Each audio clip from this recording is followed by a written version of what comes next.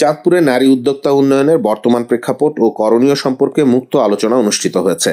মঙ্গলবার বিকেলে ওয়াইডব্লিউসিএ এর সম্মেলন কক্ষে Chandpur women's chamber of commerce and industry আয়োজিত অনুষ্ঠানে প্রধান অতিথি হিসেবে বক্তব্য রাখেন জেলা প্রশাসক মোহাম্মদ মহসিন উদ্দিন। তিনি বলেন, কিছু গণ্ডি পেরিয়ে নারীদের বেরিয়ে আসতে হবে, আমাদের দৃষ্টিভঙ্গি পরিবর্তন করতে হবে, নারীদের ঘর থেকে বের হয়ে এসে জয়িতা হতে হবে।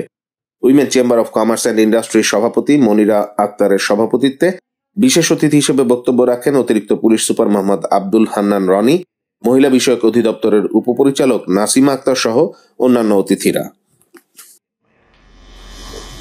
আমি উইমেন চেম্বারকে রিকোয়েস্ট করব যে এই গণ্ডি থেকেও বের হয়ে যেতে হবে আমাদের।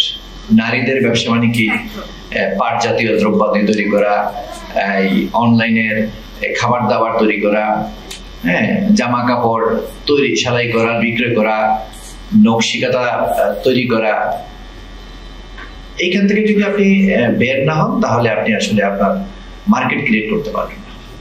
আমরা এই নামনাপত্র পড়ার পরে আপনাদের কাছ থেকে পরামর্শ চাইব এবং আপনারা সুনির্দিষ্ট পরামর্শ দিবেন।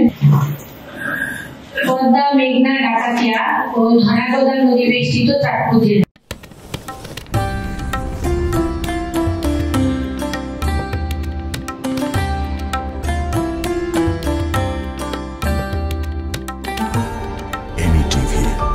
স্বাধীন বাংলার স্বাধীন কণ্ঠ।